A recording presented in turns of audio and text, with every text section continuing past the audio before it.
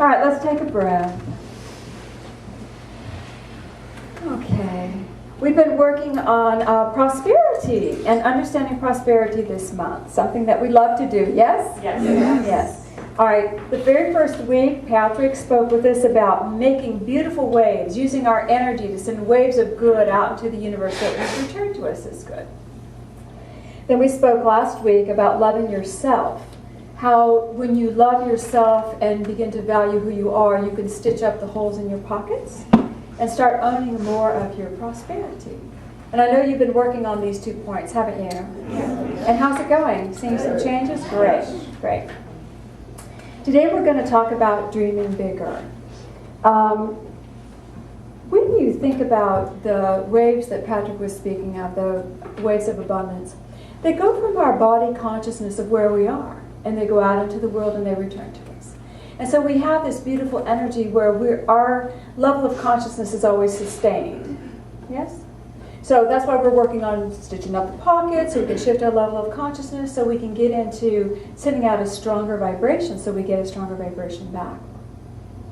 Dreams are a little bit different. Dreams have an energy of fabric that vibrates a little differently than just the waves going out. These are waves at a special pitch. And they go out into the universe bigger than you. It's when your energy can come and create a mating with an idea that's bigger than you, and that begins to go out. And that takes energy a different direction than where you normally are. It's going to take you out of your current level of consciousness into something greater. So that's what we want to talk about today. When Jesus spoke, he was always trying to get us into that bigger idea, right? I remember when he was speaking to the toilers, and they were Buddhists. And he said, they were sad all the time, remember? And we use that story a lot. But they were sad all the time. And he said, cease to seek for heaven in the sky, because they said, we won't find heaven until we die. That's it. Earth is just about work and labor. He said, look to God every day. Look to finding love in your labors every day, and you'll change. And even in the Beatitudes, when he's talking to the people, he's speaking to them about try things differently, like the divine did. Don't strike your brother back when he strikes you. Send him love. Think of yourself differently. Think of yourself outside the laws that this world tells you. Think of God as your Father. He's putting out all these ideas. And what Spirit was reminding me of, when a personal dream is ignited, there's something very special that occurs. We hear these words, but something has to click within us for it to become a dream of ours. We know the toilers heard him, and it clicked within them because they came back and they were feeling better and prosperous. I was reminded of a woman 100 years ago. Her name was Myrtle Fillmore. And the story is that she was very sick and had been for a long time. There was no health cure that was offered that was available to her. She went to hear a New Thought speaker speak, and he said something along the lines, God is your Father, therefore you inherit total and complete health. Clicked within her. That's all she needed. And a dream was born within her. The dream was born because her spirit said yes to an idea that she heard in that moment. And she grabbed it. Now, she went home, she started loving her body, talking to her body. She was healed over a matter of time, and she and her husband began the Unity Church, which has been around for over 100 years since. Based on that one healing. Based on that one healing. But the dream of health had to be born within her when an idea came to her that clicked with her spirit that she could grab hold to and say yes to. Now, when Jesus is speaking all these things, we don't know how many people went, yeah, I heard that before. Or their soul went, yeah, I want that. And that clicked in and birthed a dream. We don't know.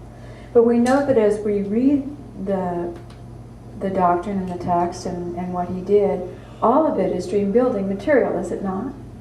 It's all dream building material. So I wanted to share with you in the Aquarian, something that he does say about asking for what you want. He is teaching them the Lord's Prayer. So the Lord's Prayer we're all familiar with. He teaches them the Lord's Prayer, and then he says this: the answer to your prayer may not appear in fullness in a little time, but be not discouraged. Pray again and again, for God will hear. The answer to your prayer may not be immediate, but again, pray, focus, and God will hear. And then he gives the parable of the woman who needed bread, and she went to her neighbor and asked for bread, and the neighbor says, "Oh, don't bother me. You know, I'm asleep with my kids. Don't bother me." And she asked, and she asked relentlessly until the neighbor finally woke up and gave her the bread. And that was the parable that the people of the time could understand about holding steadfast to your dreams. Then he says, ask, and you will receive. Seek, you will find. Knock, and the door will be opened unto you. As we put these higher energies out into the universe, they will return to us. They'll return to us. But sometimes there is a little time in between. And then they reminded me this morning of some of my personal dreams. I remember in '87, I decided, because I was a workaholic, crazy woman, period. And I had a baby. But in '87, I decided that I wanted to be loved. More than anything else in the world, I wanted to have a partner who adored me, who accepted me for exactly who I am, and wanted to create a world with me, based on who I am. And that started a long journey. It wasn't until 4 years later that I had my first date with Patrick. And during that 4 years, there were no prospects. 1 or 2 dates, but no prospects. I had a dream open within me around '88. And I wanted, with all my heart and soul, to be a full-time minister. To work in the area that fulfilled my soul completely. Well, the process began. I was ordained in '90. InnerQuest was started in '90. Full-time minister didn't come till '92, '93. Do you see? Why? Why didn't it come instantaneously? I put the big old dream out there because the energy within me had not grown big enough to hold that which I was asking for. It was a dream, it was a thought that my spirit said yes to. And I had to put it out, and I had to hold fast with hope, with diligence, and then do the work that was in front of me so I could grow my own consciousness to receive the dream I was seeking to manifest. Do you understand? Okay. In the Life and Teachings of the Masters of the Far East, this is Book 4, Chapter 10. They're talking about how the masters in India will help the indigent people. They're poor and don't have health care, and the masters will heal them if they ask. But the masters will not intervene their will upon anyone. If they're sought out and someone asks for healing, they will offer it. They'll help them with whatever they need. But the masters also teach them, we cannot give you anything that you of your own self cannot receive. If you're not willing to be healed, you cannot receive a healing, you see? Remember what Jesus would always say, would you be healed? How much responsibility is ours in order to have a bigger world than what we have now? How much responsibility is ours to say yes when our spirit calls us, to have a bigger dream, or when something triggers us and we go, wow, that's amazing, to have that bigger space. I love the masters. I love that beautiful energy of knowing God. And you know, I know God very well. I will tell you that. I'll own that before you. And I trust God with all my heart. And God has called me to do many things in my lifetime. I am a mission girl. Send me on a mission, I will go. I will go. Don't know what I'm doing, don't know why you're sending me, but you tell me to go, I will go. You all know. You've seen me take off and go on these trips where I don't know where I'm going, but God's sending me. I'll see you next week. And everything always works out. Everything is always taken care of. You know, the trip to Callanish to Scotland was amazing. That was years ago.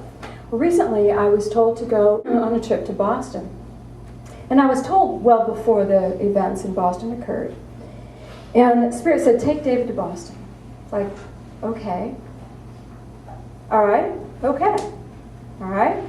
This year sounds good. Okay, we can do that. So I started saving my money. And I asked a friend of mine, Susan, to join us for 2 days. We were going to go up for 4 days. David and I 2 days, and Susan would join us and be a little celebration, cruising around Boston. And so things were not working well getting there. You know, I wanted to really get our flight so I could pay for it with points. Do you know how you are with that? But you have to have enough points to cover the full fare of the price. You can't just apply, and it wasn't working. And I just kept talking to God, okay, you know, however you need us to get there, open the path. I'm trusting. And I was looking at the airline flights one morning, and Susan and I were going to connect and try to coordinate our departures so we'd leave at the same time. And I really thought, God, it's not feeling easy. Are we really going to go? And I just keep looking at the flights, and they're all the same, and they're all kind of high, but okay, all right, you want me to go, we're going. So I called Susan, I said, okay, I'm ready to book my flight. And she said, well, I'm in the grocery store. Let me call you back. So she called me back in about 20 minutes. Get her on the phone, okay, we're ready, I'm booking our flights. David and I, our flights to Boston had miraculously gone down $50 each, which was enough to get them on points, both of them. You see? And I'm talking to Susan, and she said, how could that happen in 20 minutes? I have no idea how that happened in 20 minutes. Wait, yes, I do. So that was the beginning of the journey. We flew and we trusted God at every turn. Every turn brought a beautiful little experience. We got to do a prayer at a graveyard. You know, we just got to see interesting things, a lot of historical points. You know, we were in the northern part of Boston. They call it Little Italy, where the Freedom Trail is, and Paul Revere's house. And they love Paul Revere up there. And there's all sorts of great, interesting things. And it was a real treat for me to see where Anne Hutchinson had lived. She was the woman in the 1630s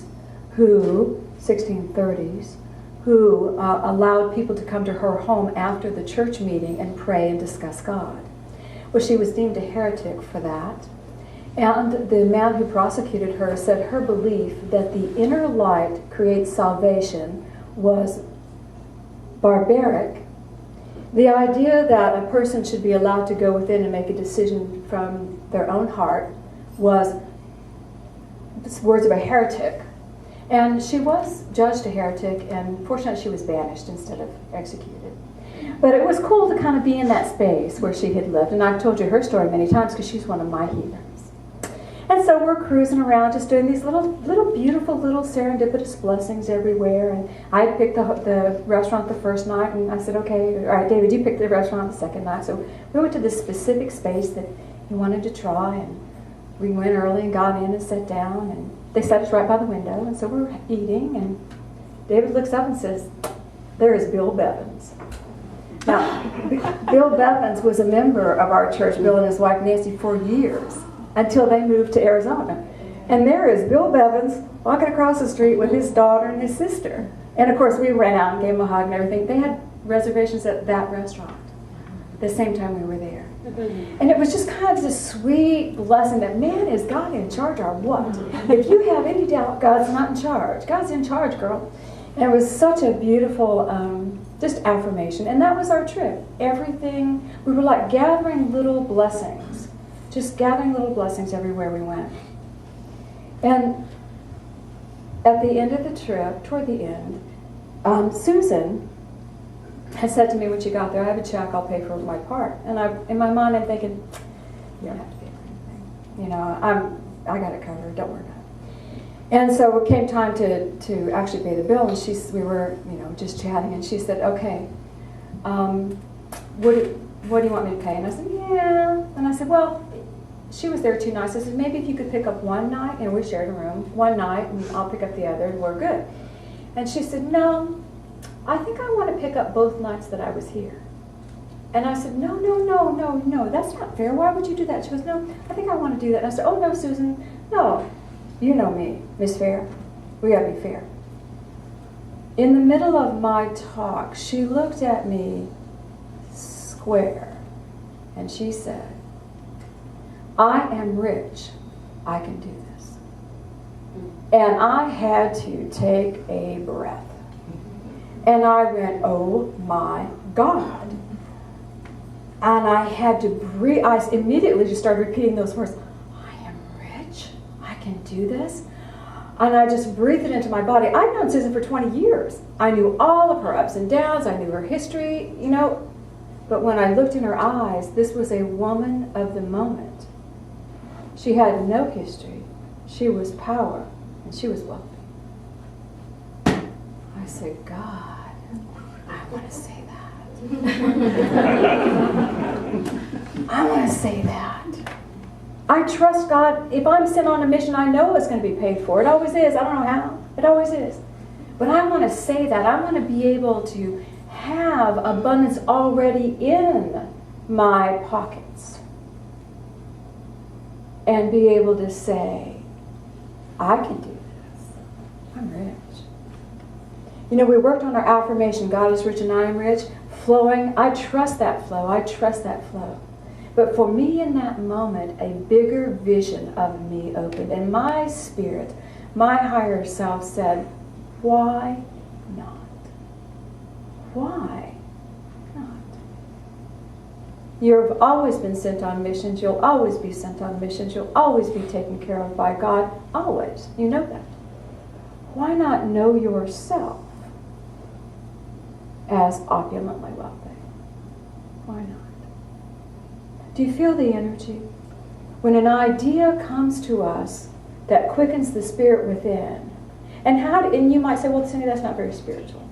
Oh yeah, God's in everything. Why isn't that spiritual? Why wouldn't that be fun to say? Does it sound like it'd be fun to say? I think it would be so fun to say. So a bigger dream has been set in motion for me. Now, how long will it take to manifest? Based on my pattern, maybe several years, maybe 4 or 5 years. But do you think I'm going to say it one day? Yes.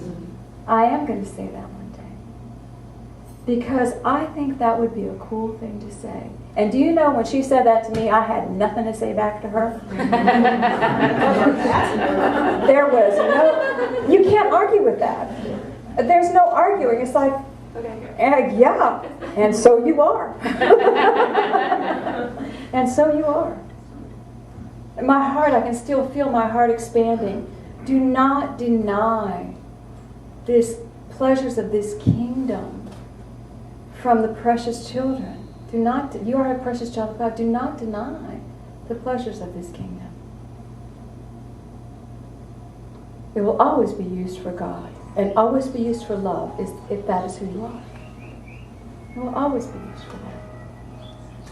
All right. Dreaming bigger. Dreaming bigger. Can you feel the energy of it? How often has your spirit triggered something within you? And it could be the words of someone else. It could be a dream you had. Could be something you wanted when you were a kid. And then you begin to judge or edit that dream. I can tell you right now, you do not know how any dream will manifest. I can tell you that from experience. All the things that I put into motion as dreams, boy, I had a different idea than how they came. There's a lot more work involved than I envisioned, but they still arrived. Do you see? If we are to truly begin to embrace the prosperity of our spirits, we embrace it on every level. And we do not judge the dreams we might have. they will come to us in a way we can receive them, at the place we can receive them. As you walk with the dream in your consciousness, what must you have? Hope, belief, tenacity, seeing yourself that way, beginning to speak to yourself that way. Do you think I should eliminate all words of lack? Yes, because my dream is about being wealthy. I am rich. I should eliminate words of lack. I should eliminate words of... Did you get those words? We do that all the time. Do you see? All right. Dreaming bigger. As beings of light, as spiritual beings, we know we are so much bigger than we think we are. We can accept that, can we not? Yeah. And we can accept that when we cross over. We'll remember how big we are. Can you accept that? We'll realize how cool we are and what a wonderful lifetime we created for ourselves and what beautiful challenges we sculpted for ourselves. And did we do good or did we not do good? We won't even care. We'll just say, yay us. We're fabulous. Why not bring that here now? Bring the bigger of us to this space now. The definition of prosperity, to know that all your needs are met, all your dreams will manifest, and everything you do is for the good of the whole. What I receive blesses all. What I give blesses all. Begin to breathe in. Even if I simply say, 3 years from now, I will be a lifetime above where I am now. Just in experiences, just in joy, just in pleasures. Just however much you want to be, a lifetime above. For me, that means really growing and not having to come back and be reborn again, but just taking what I know and growing it. What if that is your simple dream? Can you imagine what you'll experience? Does everybody feel in your heart? All right, let's take a breath. Put your feet on the floor.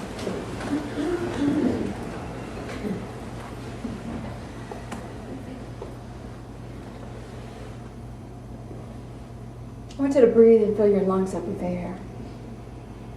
Like really feel your physical body. And then exhale. And feel the lungs emptying out. And let's do that again. Breathing in all the way to the top. Hold it and let the lungs expand. Really feel those lungs. And now release. And really let those lungs empty.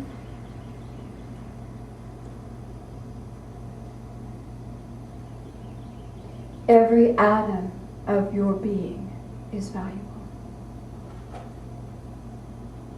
From the lungs that breathe in the sustaining air, to the thoughts that you process daily, to the feelings that flow through your body, to your spirit, your precious spirit that is always there.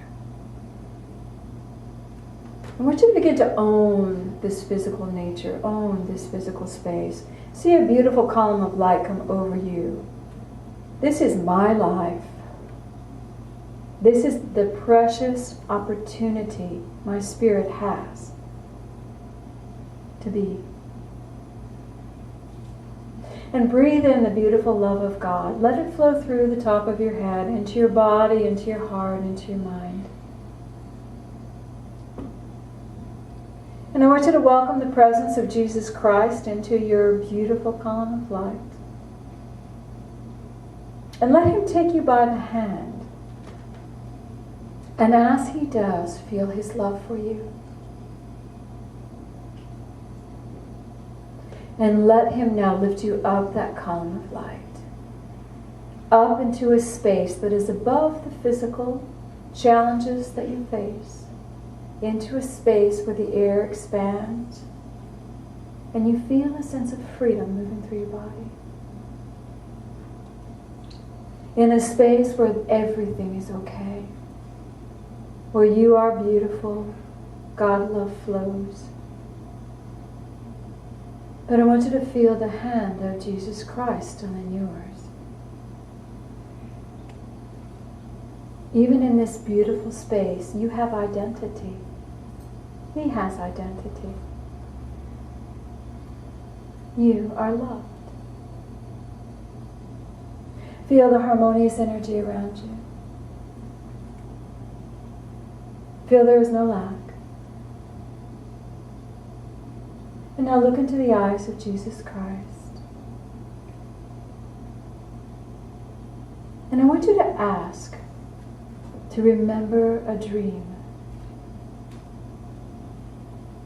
And you may remember it right now. You may remember it as you walk during this week.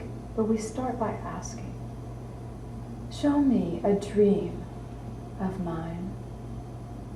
Maybe one I said no to. Maybe one that's just waiting.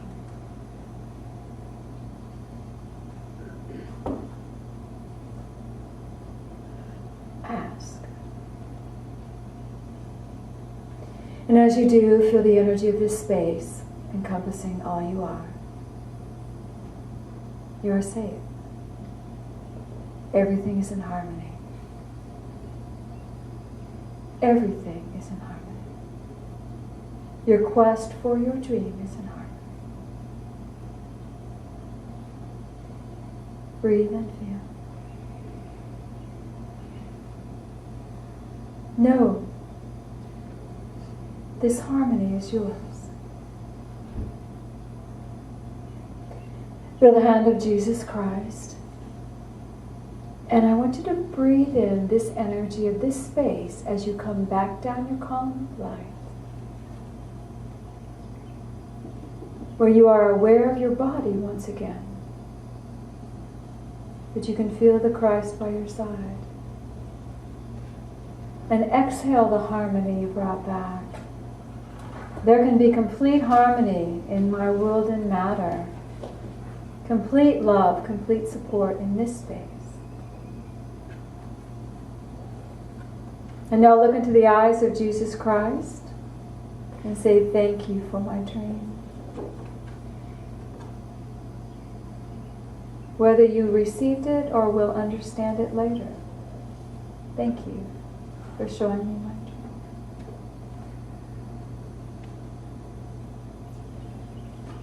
Let your focus now come back to the heart.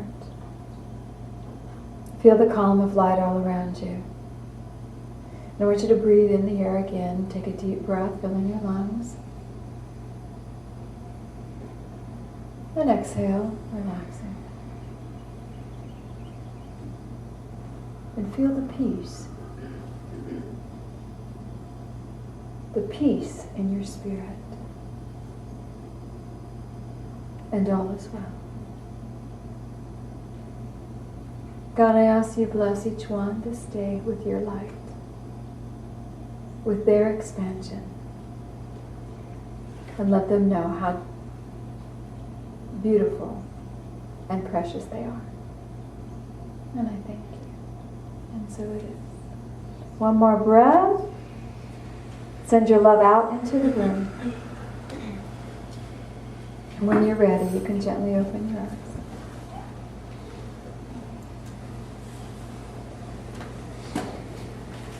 I know sometimes when we do these meditations, the energy may not come instantaneously to you. But because you have asked, it will. It'll drop into your mind as you're driving the car and you go, oh my God, oh my God. Or as you're just doing dishes or something simple, you'll feel that touch. No one can give you their dream. Your dream comes from within you. Look for that moment when your spirit says to you, time to grow. And then say, yes. And so it is.